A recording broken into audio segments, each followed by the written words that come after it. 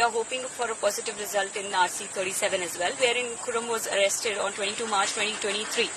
So unfortunately, by this bail, he will not come out, but we are hoping that soon, in a month or two, he will be out with us. जो यहाँ पे human rights violations हो रही हैं वो सिर्फ इसलिए नहीं हो रही कि कोई आर्मी के लोग जो है वो खराब है, वो इसलिए हो रही है क्योंकि हाईएस्ट लेवल पे इंडियन गवर्नमेंट के हाईएस्ट लेवल पे उन लोगों को ऑथराइज किया जाता है कि वो यहाँ वायलेंस के जोर पर लोगों को कंट्रोल करे।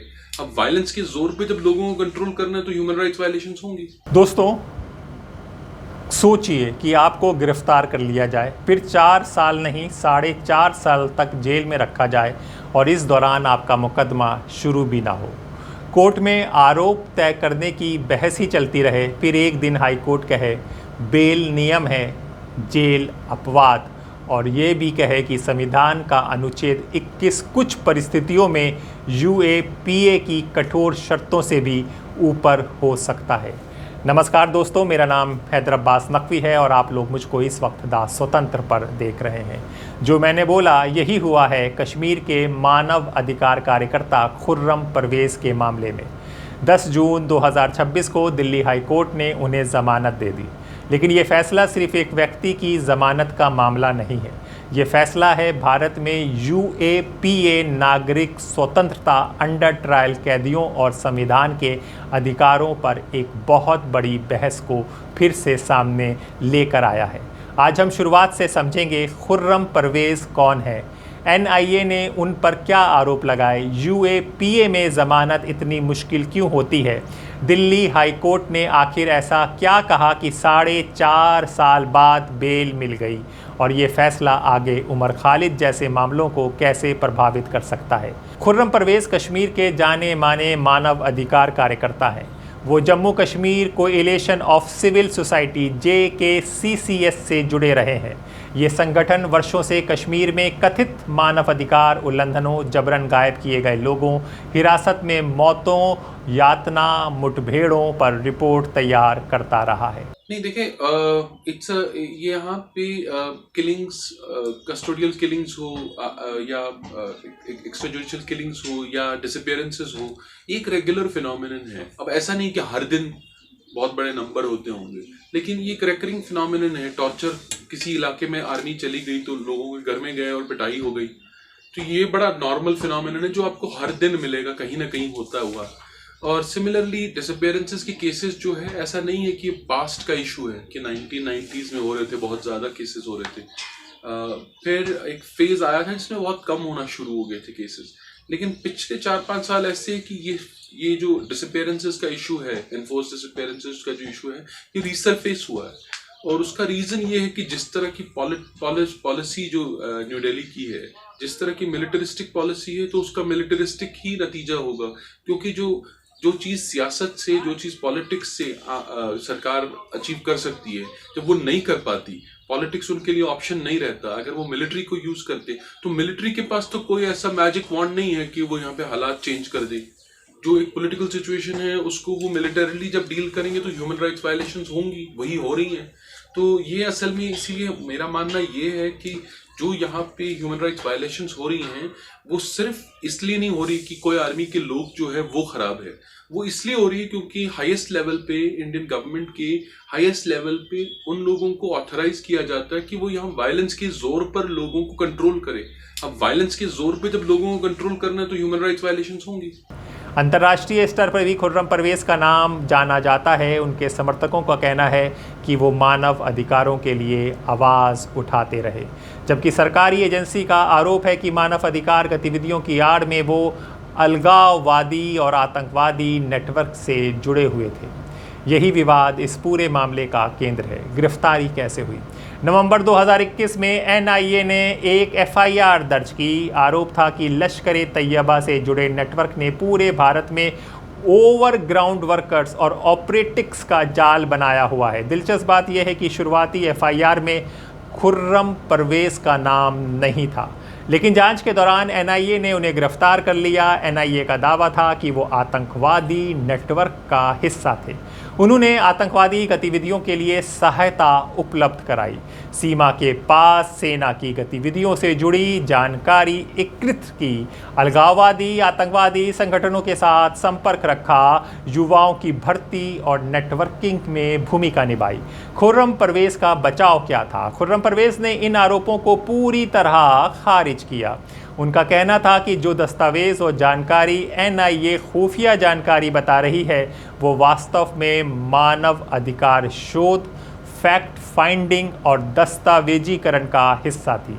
उन्होंने ये भी कहा कि जिन अंतर्राष्ट्रीय या कश्मीरी संगठनों के लोगों से मुलाकातों का संदिग्ध बताया जा रहा है वो सार्वजनिक और मानवीय कार्यों के सिलसिले में थी। यूएपीए आखिर है क्या? अब कहानी का सबसे महत्वपूर्ण हिस्सा, यूएपीए यानी अनलॉफुल एक्टिविटीज़ प्रिवेंशन एक्ट। ये भारत का सबसे कठोर आतंकवाद विरोधी कानून माना जाता है। ये कानून में एक विशेष धारा है, सेक्शन 43D(5). यही वो धारा है जिसकी वजह से यूएपीए मामलों में बेल मिलना बेहद कठिन हो जाता है। सामान्य आपराधिक मामलों में अदालत ये देखती है कि आरोपी को मुकदमे तक जेल में रखना ज़रूरी है या नहीं, लेकिन यूएपीए में स्थिति उल्टी हो जाती है। अगर अदालत को पहली नज़र में आरोप सही लगते हैं तो बेल लगभग असंभव हो जाती है। यही कारण है कई लोग वर्षों तक मुकदमा पूरा हुए बिना जेल में रहते हैं। फिर हाईकोर्ट ने बेल क्यों दी, ये आप जानना चाहेंगे। यही एक फैसला ऐतिहासिक बन जाता है। दिल्ली हाईकोर्ट ने 3 बड़े आधारों पर जमानत दी।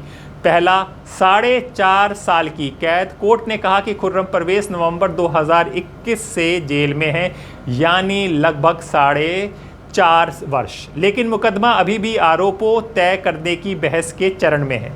ट्रायल शुरू होने के भी आसार जल्द नहीं दिख रहे। कोर्ट ने पूछा, अगर मुकदमा वर्षों तक चलेगा तो क्या किसी व्यक्ति को अनिश्चित काल तक जेल में रखा जा सकता है? आर्टिकल 21 बनाम यूएपीए समझिए। भारत का संविधान अनुच्छेद 21 के तहत जीवन और व्यक्तिगत स्वतंत्रता का अधिकार देता है। कोर्ट ने कहा कि लंबी कैद और धीमे ट्रायल की स्थिति में आर्टिकल 21 को नज़रअंदाज नहीं किया जा सकता।